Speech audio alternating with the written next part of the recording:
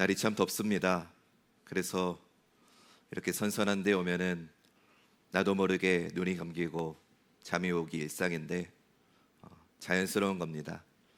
너무 억지로 눈 바짝 뜨려고 하지 마시고 잠이 오시면 잠이 오시는 대로 편안하게 들으시는 중에도 말씀하신 하나님이 여러분의 심령을 만져주실 줄 믿습니다. 저도 센스 있는 목사여서 7월, 8월에는 평소 설교 준비량의 한 장을 덜 준비합니다. 그러니까 너무 길지 않으니까 편안한 마음으로 하나님 말씀 집중하시면 좋겠습니다. 사랑하는 여러분, 오늘 이 자리에 오시기까지 지난 한 주 어떤 한 주를 보내셨습니까? 아무 일도 없었던 분도 계시겠지만 아마 그런 분은 많지 않겠지요. 대부분의 분들은 무언가를 안고 오셨을 겁니다.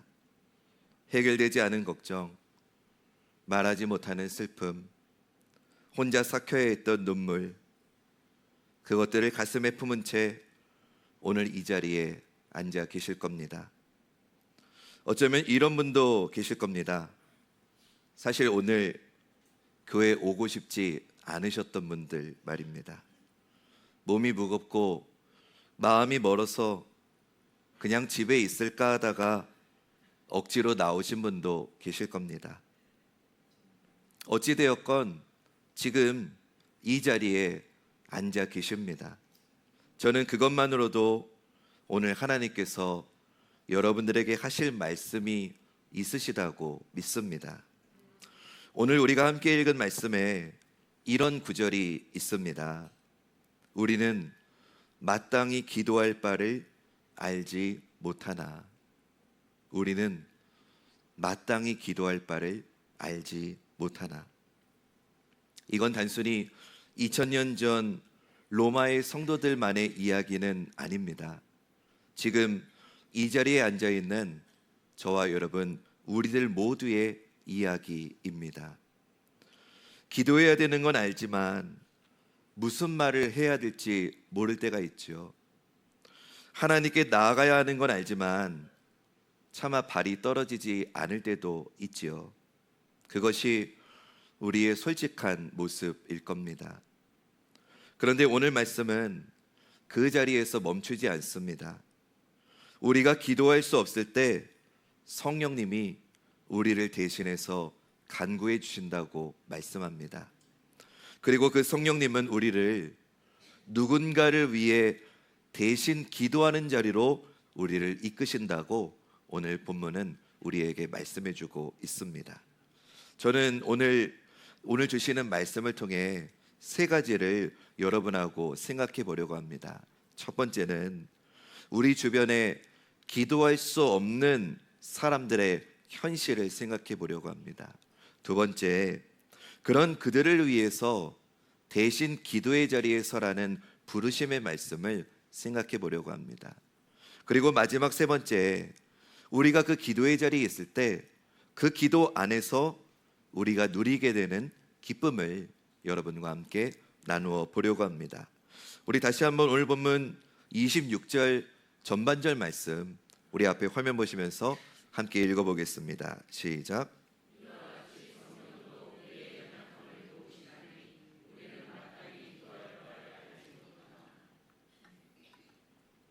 여러분, 지금 여러분 곁에 있는 사람들을 한번 떠올려 보시기 바랍니다. 가족 중에 이런 분이 계십니까? 한때는 교회 참 잘 다녔는데 어느 순간부터 교회의 발길이 끊어진 그런 가족이 있으십니까?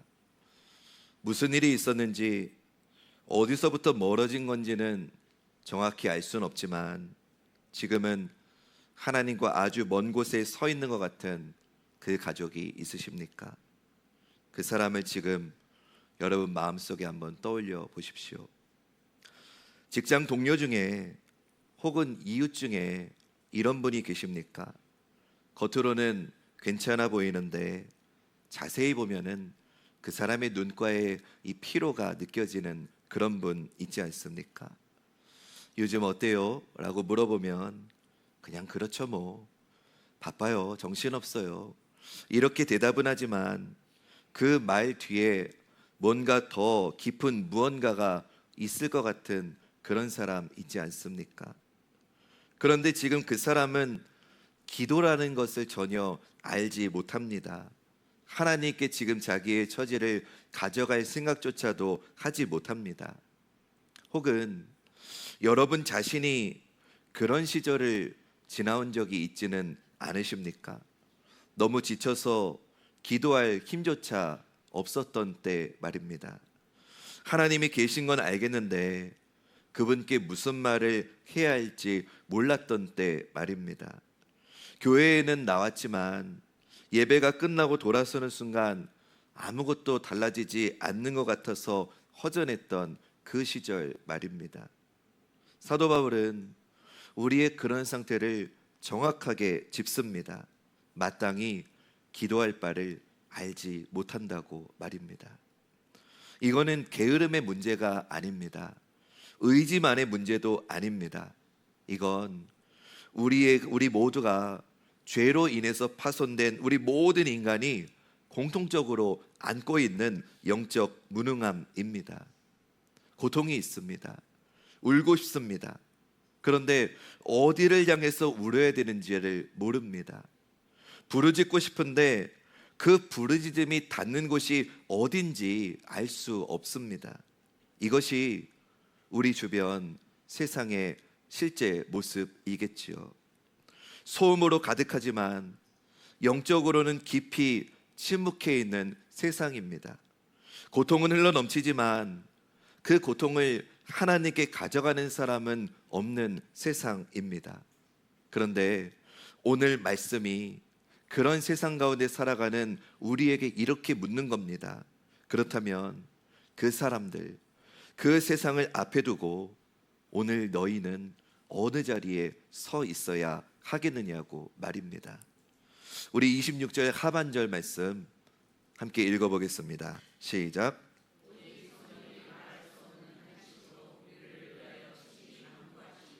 아멘. 오직 성령이 말할 수 없는 탄식으로 우리를 위하여 친히 간구하신다고 합니다. 우리 이걸 기억하면서 오늘 설교 제목을 한번 앞에 띄워드릴 테니까 설교 제목도 한번 읽어보겠습니다. 시작.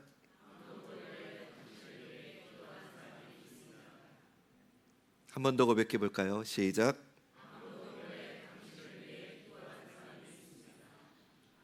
여러분, 이 제목이, 이 말이 여러분에게도 해당되는 이야기이지 않습니까? 아마 여러분 대부분에게 그런 사람이 있으셨을 겁니다.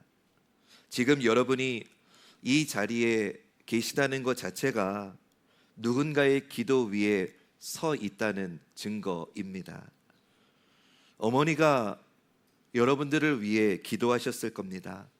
새벽마다 이름을 부르며 여러분이 그 기도를 들은 적도 없고 기도 받는 줄도 몰랐던 그 시절에 여러분들의 어머니가 여러분들을 위해 기도하셨습니다. 혹은 목사님이, 나를 사랑하는 권사님이, 오래전 주일학교 선생님이, 어쩌면 여러분이 기억조차 하지 못하는 그 누군가가 여러분의 이름을 하나님 앞에 들고 나아간 적이 분명히 있으실 겁니다. 바로 그 기도가 여러분을 오늘 이 자리까지 이끌어 온 것이지요. 이것이 바로 중보기도라고 하는 겁니다. 대신하는 기도이지요. 스스로 기도할 수 없는 사람을 대신해서 그 이름을 들고 하나님 앞으로 나아가는 중보기도 말입니다. 근데 그 중보기도는 성령님께서 먼저 이 일을 하셨다고 오늘 하나님 말씀은 우리에게 알려줍니다. 우리가 무슨 말을 해야 할지 알지 못할 때 성령님이 말할 수 없는 탄식으로 우리를 위해서 간구하셨습니다. 이것이 중보의 원형입니다. 하나님 당신이 먼저 우리를 위해서 먼저 서신 겁니다. 예수님도 이 일을 하셨습니다. 우리가 하나님께 나아갈 수 없을 때 그분이 먼저 우리 자리에 서주셨습니다. 내 아버지여, 만일 할만하시거든 이 잔을 내게서 지나가게 하옵소서. 겟세마네에서 드린 주님의 이 기도는 사실 우리가 했어야 됐던 기도입니다. 근데 우리가 했어야 했던 기도를 주님이 대신 드리신 것이지요. 그리고 이제는 그 흐름이 우리에게로 이어지는 겁니다. 지금 여러분 중에 이런 분이 계실 겁니다. 나는 신앙생활한 지 오래됐는데 내 기도가 과연 무슨 의미가 있나, 이런 생각을 하시는 분이 계실 겁니다. 기도를 해도 별로 달라지는 것이 없는 것 같고 내 기도가 하나님께 닿고 있는지 의심스러우신 분도 이 자리에 계실 겁니다. 그런 분들께 오늘 하나님께서 말씀하십니다. 여러분의 기도는 여러분만을 위한 것이 아닙니다. 여러분이 기도할 때 여러분 주변에 기도할 수 없는 사람들이 그 기도 안에 담겨서 하나님 앞에 나아가고 있다고 말입니다. 또 이런 분도 계실 겁니다. 목사님, 나는 기도하고 싶은데 시간이 없어요. 새벽은 나갈 수가 없고 하루를 돌아보면 기도 한번 제대로 못하고 지나가는 것 같아서 늘 마음에 죄책감이 있어요. 그런 분들에게도 하나님이 오늘 말씀하십니다. 완벽한 기도가 아니어도 된다고 말입니다. 차를 타고 가면서, 밥을 차리면서, 잠들기 전에 침대에 누워서 여러분 마음에 간직되어 있는 그 이름을 하나님 앞에 가져가는 것만으로 충분하다고 하나님은 말씀하십니다. 하나님, 제 아들이 오늘도 힘들어합니다. 근데 제 아들이 아직 믿음이 없어서 그 아들의 이름을 제가 대신 들고 하나님 앞에 왔습니다. 이 한마디가 중보 기도입니다. 여러분, 지금 어떤 사람을 마음에 품고 계십니까? 하나님과 먼 곳에 있는 그 사람을 위해 여러분이 그 기도의 자리에 서도록 오늘 하나님이 여러분을 부르고 계신 줄로 믿습니다. 우리 27절 말씀 함께 읽어보겠습니다. 시작.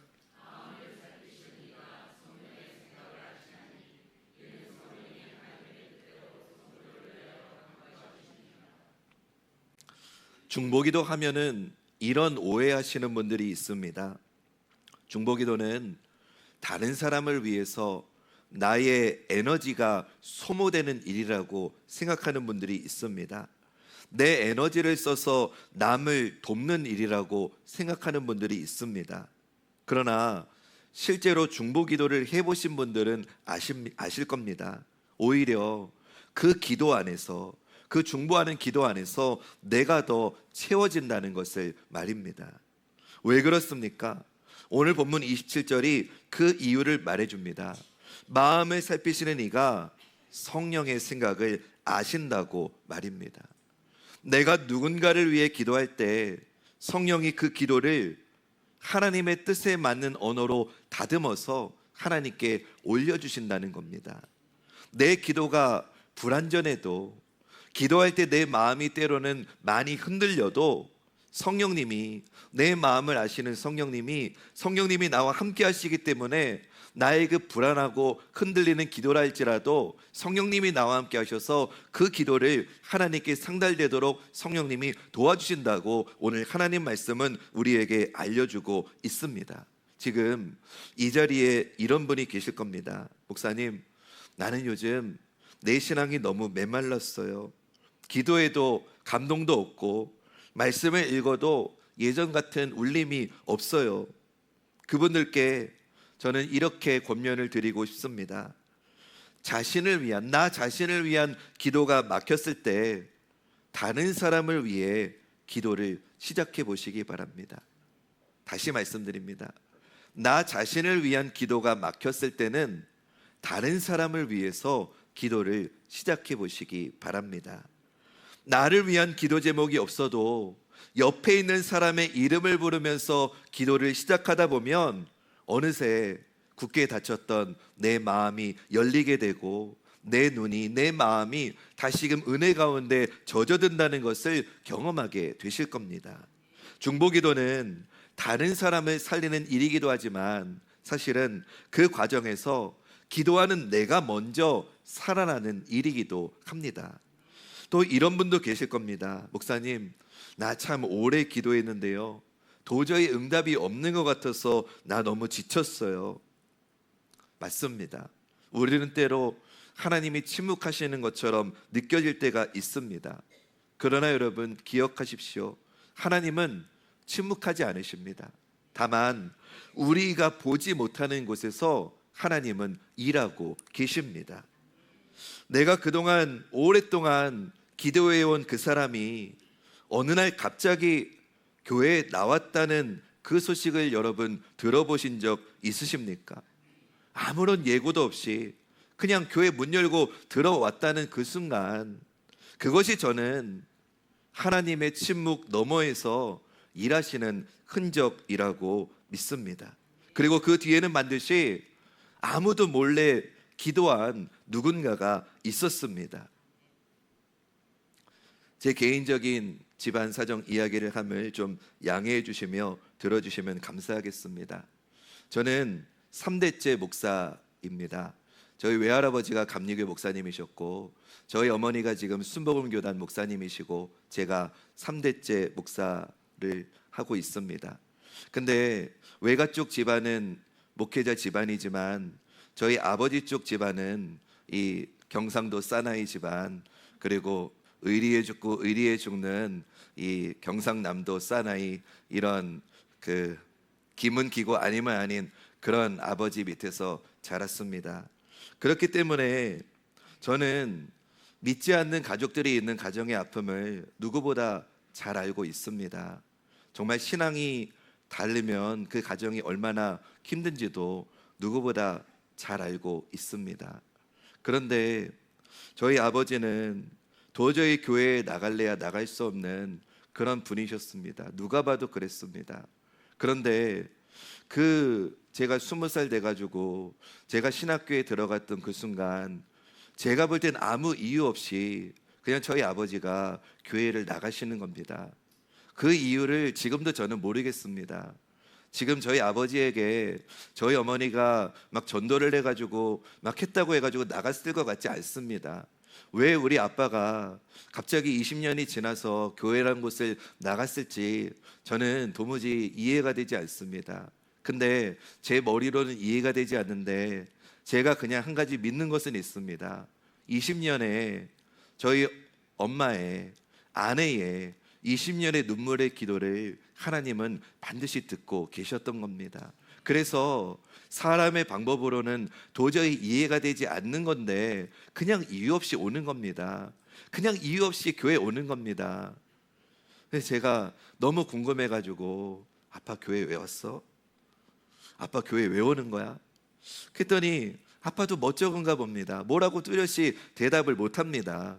우리는 말로 설명할 길이 없습니다. 그러나 하나님께서는 그 오랜 시간, 변화가 없는 과정 가운데서도 그 오랜 시간 누군가를 위해 기도한 그 사람의 기도를 하나님은 반드시 듣고 계셨고 기억하고 계셨고, 하나님의 때에 반드시 열매 맺히게 하신다는 것을 저는 확신합니다. 사랑하는 여러분, 여러분이 바로 그 사람이 될 수 있습니다.